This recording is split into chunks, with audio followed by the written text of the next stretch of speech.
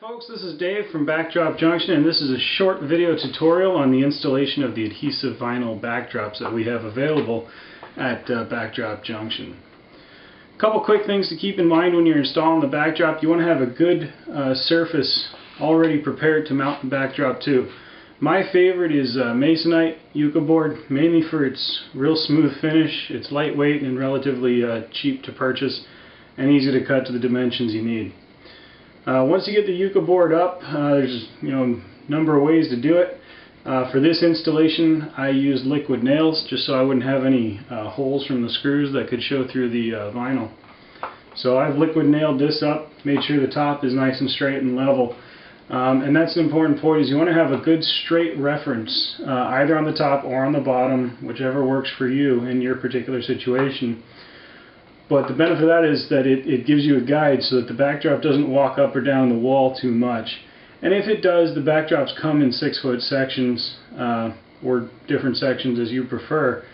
And one of the big reasons for that is that if it does start to walk up the wall, say, you can just use the next section to get realigned and get going the right direction again without ruining the whole backdrop, because a very small mistake on this end could turn into a big mistake on the other end. So you want to pay attention to that as you set the backdrop up. Another couple other things to keep in mind is you want to have some friends here to help you out with this. The adhesive vinyl especially can be a bit of a handful. The biggest reason for that is that it's already got the adhesive applied, so it's sticky, so you don't want it to touch anything by accident. And on top of that, as you go, you're going to have the protective backing paper coming off, and that's going to become a handful in itself. So you're going to want somebody that can kind of hold the roll and hold that paper coming off as you apply the backdrop to your surface. Next thing you want to think about is you want to make sure the humidity in the room is fairly low, 40% or lower if you can do it. Have a dehumidifier running in the room for a day or two before you install this, if you do live in a humid environment. And finally, you want to go ahead and make sure you install the backdrop with something nice and soft that's not going to damage the surface of the backdrop. The vinyl itself is very tough. It's not something that's going to tear real easy, and it is very water resistant, as is the ink when it gets on there. But the ink can be fairly easy to scratch sometimes if you get a bit too rough with it. So I recommend a clean paint roller with a nice soft surface that can actually roll across the backdrop instead of dragging. That way you avoid any chance of scratching it. And with the clean paint roller, you're just going to work about an inch or so at a time.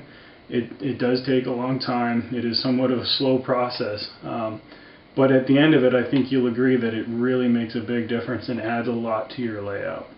So we'll dry fit the. Okay folks, now we have the backdrop dry fit on the Yucca board. I say dry fit because the protective backing is still installed on the backdrop, so it's not actually stuck there. As you can see, I've got some clips that are holding it to the Yucca board, so I've got it nice and lined up and in the spot where I want it. And I find that this just helps me to make sure it's going to go where it needs to be, especially when you're doing the sections that overlap. You want to dry fit it and make sure it's where it's going to be. If you don't have clips, or your situation is such that clips can't really be put up to the back of the board, like in my situation, have a friend hold it in place just so it doesn't move while you're going ahead with the next step, which we're about to show you. Okay folks, so there's a couple of ways to get the backdrop started, but one of the tricks here is that when you're getting the backdrop started, it's really important to get it aligned where it needs to be. What I used to do is to simply get it lined up and start peeling the roll. But the drawback to that is that you've got the whole bit of roll that's still back there and it's not quite even. So what I'm doing in this case is I've pulled back a few inches and I've gone ahead and exposed that section of backdrop while leaving the clips in place so that I know I'm aligned properly. Now with this exposed, I'll pull the scissors out of the way, and maintaining my alignment, I'll use my clean paint roller, and I'll go ahead and push the backdrop down onto my Yucca board surface. So now that's adhered, and my alignment should be exactly what I need to work my way across, because it was good beforehand. Alright, so now that we've got the backdrop set up and ready for installation with the first few inches installed, what I've done is just rolled the backdrop back up to the area where we exposed the sticky surface, and that just makes it easier to work with rather than having it all laid out. From this point, it also allows you access to reach behind the backdrop and start pulling on the backing paper, which you wouldn't have access to, of course, if it was flat against the wall. So we're going to go ahead and start working across. I'm going to start working across, and then when I can position the camera in a little bit better position, I'll show you what I'm doing with the paint roller, and you can see how the installation goes. I started installing the backdrop, and I've gotten it a little bit along the way. And so far it's stayed nice and straight, which is exactly what I was hoping for by using the clips before. I did have to remove a little bit of track that I forgot was in the way. You do want to have a nice clear area to work in. But now I can just show you how to install it. So again, working nice and slow with your clean paint roller. Just have the backdrop in a roll, or have somebody holding it if you have somebody else there to work with you. And grab the backing paper, which I've already started to peel away, and just work nice and slow. Just use your paint roller to apply it, and you'll be in good shape. You want to work nice and slow to make sure there's no bubbles or wrinkles or anything like that. As long as you take your time and you've got a nice smooth surface, usually you shouldn't have too many problems. If you do, you can peel the backdrop away from the surface for a few minutes. You've got a little bit of time to work with it, and it'll go back up. You don't want to get too far and do that though, because if you do, it's going to start to form a pretty permanent bond.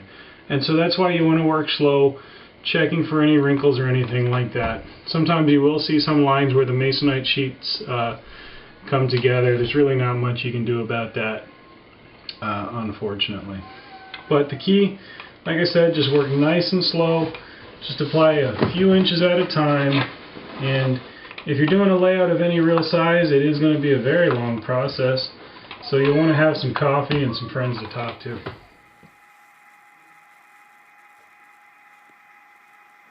Okay folks, here we are with the backdrop completely installed on the layout.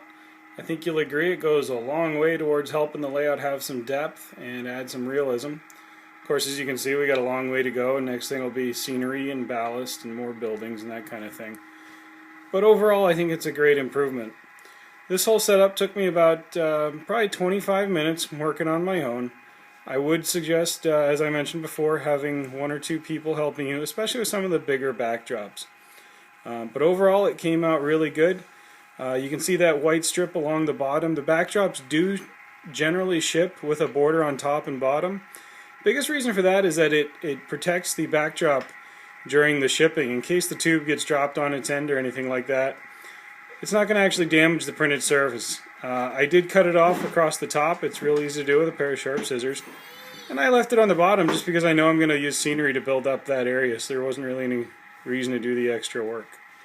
But thanks for watching, and if you have any questions, please feel free to call 1-800-615-3423, or you can email me at dave@backdropjunction.com. Thanks again for watching, and thanks for checking out the site.